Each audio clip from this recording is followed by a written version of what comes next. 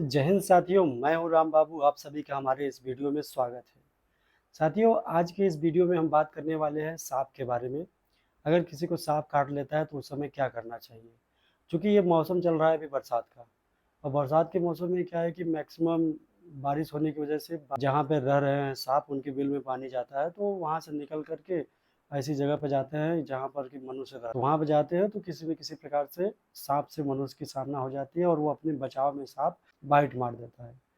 अब जैसे ही किसी व्यक्ति को सांप ने बाइट किया तो उसके बाद में गांव के लोग मैक्सिमम क्या करते हैं कि उस व्यक्ति को उठा करके ले जाते हैं, झाड़ फूँक कराना शुरू कर देते हैं।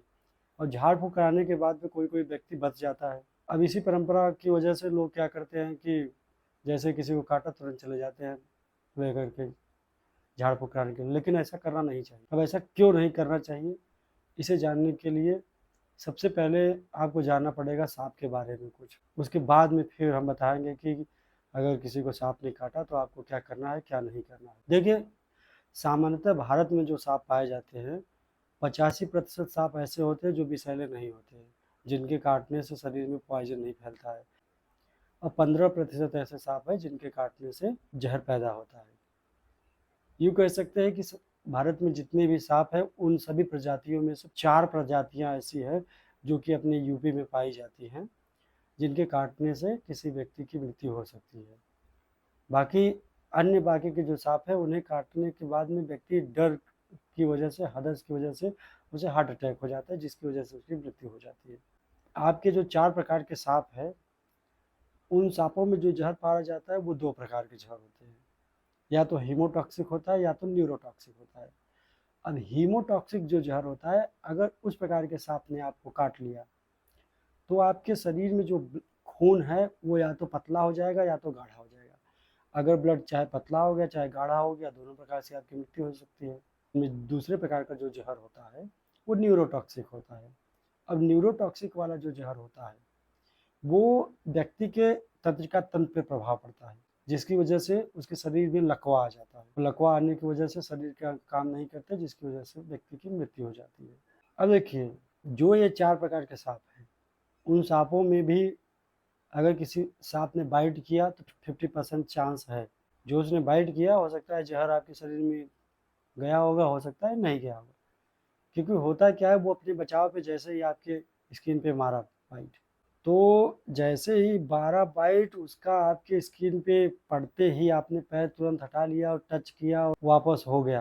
हो सकता है उसने पॉइजन रिलीव किया, लेकिन वो पॉइजन अंदर न जाने के बजाय बाहर ही हो गया। अगर किसी सांप ने आपको बाइट कर लिया जो कि जहरीला सांप है, तब आप पहचानेंगे कैसे कि विषहीन सांप ने काटा है या जहरीले सांप ने काटा है, ये आप कैसे पहचानेंगे। देखिए, अगर किसी जहरीले सांप ने काटा होगा तो जिस जगह पर उसने बाइट किया उस जगह पर लगभग 1 अंगुल के अंतर पर 2 आपको जैसे कील चुभा हुआ निशान दिखाई देगा। क्योंकि ये जो सांप होते हैं विषैले, इनमें 2 ही दांत होते हैं जो कि विषहीन होते हैं, जिसमें से कि पॉइजन रिलीफ होता है। जो भी इसके जहर होते हैं वो रिलीफ होते हैं। हो सकता है एक ही निशान आपको दिखाई दे कि उसका एक दांत जो है वो किसी दूसरे व्यक्ति के ऊपर प्रहार करने के दौरान या अपने बचाव में किसी प्रकार से टूट गया हो, तो एक ही निशान होगा, कील जैसा धंसा हुआ होगा जिसमें से ब्लड ब्लड निकल रहा होगा, तो वो विषैला सांप का पहचान है। दूसरा ये, अगर किसी बच्चे के काटे हुए जैसा निशान पड़ा होगा यू शेप में, जैसे कि उसका दांत का निशान ऐसे पड़ा होगा चाबुक जैसा, तो वो होते हैं विषहीन सांप। उसके काटने से किसी प्रकार का कोई प्रभाव नहीं पड़ेगा।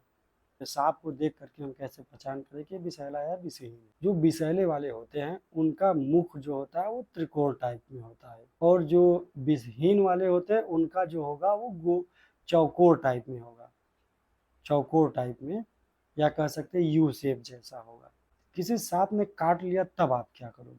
अगर किसी सांप ने आपको काट लिया तो सबसे पहले तो उसकी पहचान करनी है, दूसरा उसका फोटो खींच लेना है, या तो आपको पहचान लेना है किस प्रकार का वो सांप है, वो विषैला सांप है या विषहीन सांप है, ठीक है। और देखना है कि क्या उसने बाइट किया है या नहीं बाइट किया। इसके बाद में आप क्या करेंगे, पानी से धोएंगे, रनिंग वाटर से धुलाई करनी है, और साथ ही साथ जिस भी पार्ट में काटा है उस पार्ट को हर्ट लाइन से नीचे की तरफ रखना है। जितना जल्दी हो सके उस व्यक्ति को अस्पताल ले जाना है, सदर अस्पताल में।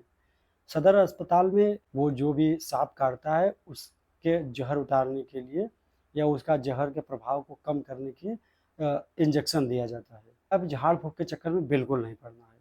दूसरा ये कि उस व्यक्ति को चलने फिरने नहीं देना है, सोने नहीं देना है, कुछ खाने पीने को नहीं देना है।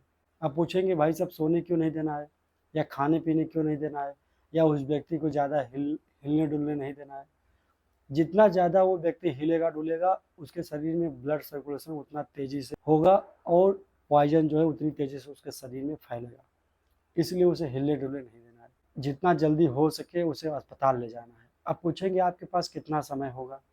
किसी सांप ने अगर आपको काटा है तो आपके पास में कम से कम 45 मिनट का समय है। 45 मिनट के अंदर आप नज़दीकी सदर अस्पताल में जा कर के व्यक्ति को, अब अस्पताल में जब आप जाएंगे तो डॉक्टर तुरंत इंजेक्शन आपको नहीं लगा देता है।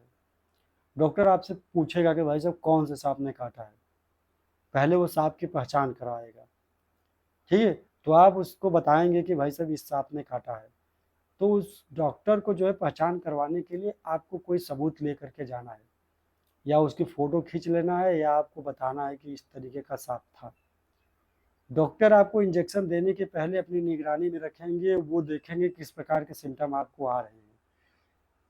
सिम्टम के अनुसार जो लक्षण आपको दिखाई देंगे उसी के अनुसार वो इंजेक्शन देंगे। ऐसा ना हो कि विषहीन सांप ने आपको काटा है और आपने कह दिया नहीं विषैला सांप ने काटा है तो उसने इंजेक्शन दे दिया तो आपकी मौत हो जाएगी।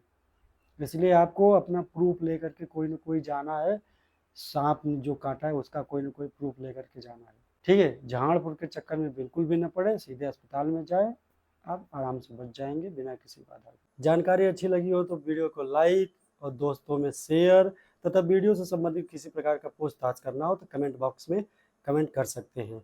अगर चैनल पर नए आया है तो चैनल को सब्सक्राइब करना न भूलें। अगले वीडियो तक के लिए जय हिंद।